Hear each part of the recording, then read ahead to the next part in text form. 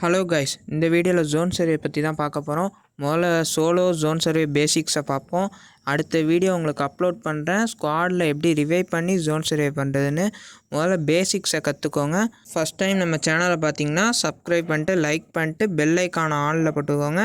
அப்போ தான் நம்ம போடுற வீடியோ உடனே உங்களுக்கு வந்துக்கிட்டு இருக்கோம். முடிஞ்ச அளவு டெய்லி ஒரு ஷார்ட்ஸ் போடுவோம், அதையும் பார்த்து லைக் பண்ணுங்கள். வாங்க வீடியோக்குள்ளே போகலாம்.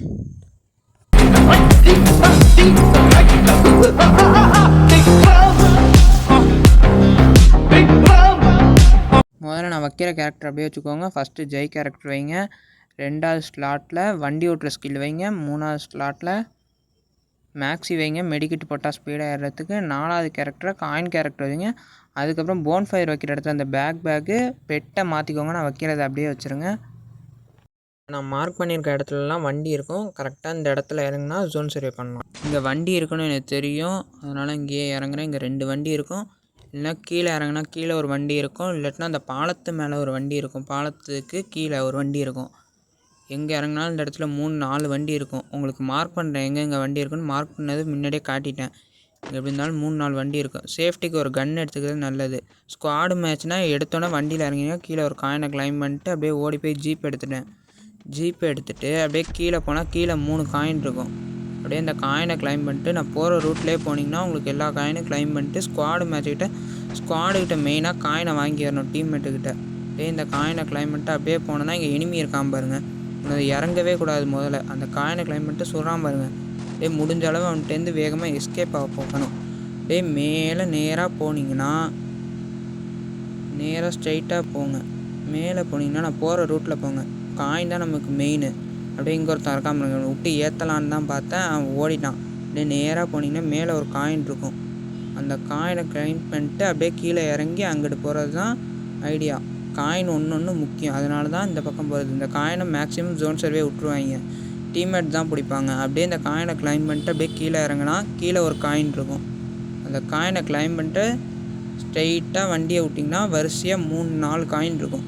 அப்படியே அந்த காயின்லாம் கிளைம் பண்ணிட்டு அப்படியே வந்துக்கிட்டே இருங்க. ஸ்ட்ரெயிட்டாக வந்துக்கிட்டே இருந்தீங்கன்னா இந்த இடத்துல சில பேர் காயினை விட்ருவாங்க. அப்படியே இதுக்கு ஒரு ஐடியா தரேன், அதே மாதிரி போங்க. ஸ்ட்ரெயிட்டாக வந்தீங்கன்னா அந்த காயின் பக்கத்தில் போனாலே காயின் கிளைம் ஆயிரும். அப்படியே ஒரு யூட்டனை போட்டிங்கன்னா அப்படியே வந்துடலாம். எனிமி இருந்தாலும் டக்குன்னு காயினை கிளைம் பண்ணிட்டு அப்படியே கிளம்பிக்கிட்டே இருக்கலாம். ஸ்ட்ரெயிட்டாக போனீங்கன்னா இன்னொரு காயின் இருக்கும். இந்த காயின் நிறைய பேருக்கு காட்ட மாட்டேங்குது, எனக்கு மட்டுமா இல்லை உங்களுக்கு காட்டலையா என்னன்னு தெரியல. ஆனால் ஸ்ட்ரெயிட்டாக ஒரு காயின் ஒன்று இருக்குது, அதை கிளைம் பண்ணிட்டு அப்படியே ஸ்ட்ரெயிட்டாக வந்துடுங்க. இந்த இடத்துல பைக் இருந்தால் மட்டும் உள்ளே விடுங்க, இல்லை இறங்கி காயினை கிளைம் பண்ணிக்கோங்க.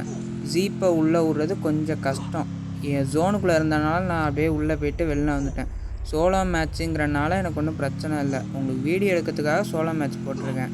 ஸ்குவாடுனா வண்டியை சீக்கிரம் உடச்சிருவாங்க. இந்த பாருங்கள், கீழே ஒரு 8 மாதிரி காட்டுது பாருங்கள். அது மாதிரி வந்தால் நீங்கள் ஜோன் என்ட்ரி போட்டுட்டு தான் உள்ளே வரணும், இல்லைன்னா ஹெல்த்து ஸ்பீடாக போகும். அப்படியே இந்த காயினை கிளைம் பண்ணிட்டு அப்படியே கீழே போனீங்கன்னா உங்களுக்கு 3 காயின் இருக்கும்.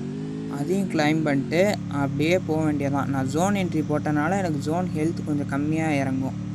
எடுத்தோடனே ஸ்குவாடு மேட்ச் போட்டிங்கன்னா உங்களுக்கு காயின் பைக்லாம் எங்கே இருக்குதுன்னு தெரியாது.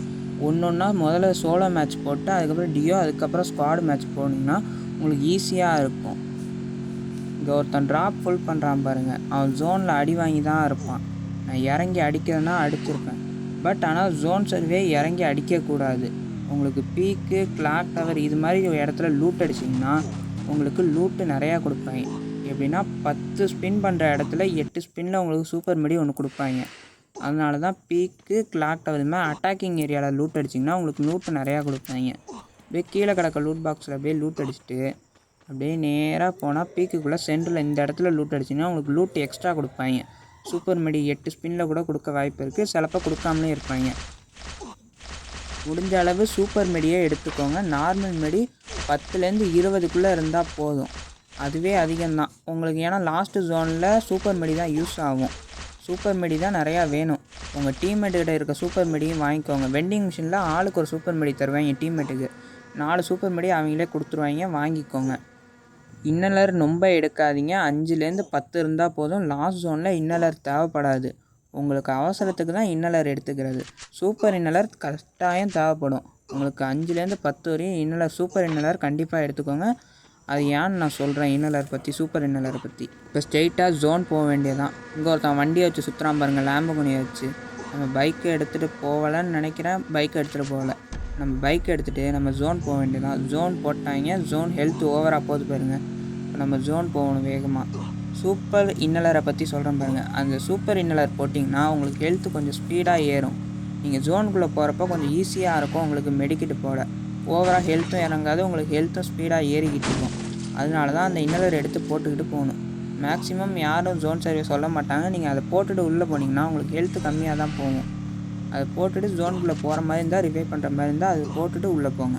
உங்களுக்கு ஜோன் சர்வே பேசிக்ஸுக்காக இந்த வீடியோ சோலோ மேட்ச் போட்டிருக்கேன். உங்களுக்கு ஸ்குவாடில் ஜோன் சர்வே எப்படி பண்ணணும்னு நான் அடுத்த வீடியோ உங்களுக்கு போடுறேன். சூப்பர் மெடி நிறையா இருந்தனால சூப்பர் மெடி அடித்து போயா அடிச்சிடலான்னு பார்த்தேன் லாஸ்ட் ஜோனில். அதுக்குள்ளேயும் ஒருத்தன் ஃபுல்லாக வண்டியை கொளுத்த ஆரம்பிச்சிட்டான். ஒரு ஃபோன் வந்தனால இந்த நேரத்தில் நான் ஜோனுக்குள்ளே போயிருக்கணும். ஒரு ஃபோன் வந்தனால நான் ஜோனுக்குள்ளே போக முடியல, வண்டியும் முழுசாக கொளுத்திட்டான். அட்டாக் ஏற ஆரம்பிச்சிட்டான்.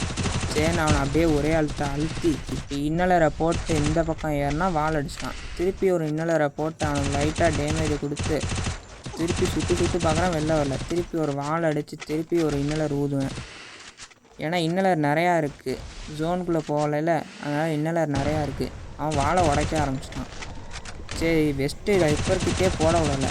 திருப்பி அவனுக்கு ஃபுல் டேமேஜ். திருப்பி ஒரு இன்னலரை போட்டு ஏறினேன். எகிரி பார்த்தா ஆளை காணும். சரின்னு ஒரு வாழை அடித்து ஒரு ரிப்பேர் கிட்ட இப்போ தான் போட விட்டான். சரின்னு கிரெனேட் இருக்கேன்னு தூக்கி போட்டான். அதுக்குள்ளேயே அவன் ஏற ஆரம்பிச்சிட்டான். ஜோனுக்குள்ளே போய் அங்கிட்டு போய் ஒரு வாழை அடித்து திருப்பி ஒரு இன்னலரை ஊதி எகிரினா திருப்பி ஆளை காணும். திருப்பி எகிரி மண்டை மேலே அடித்து மண்டையை உடச்சி போயை அடித்தாச்சு.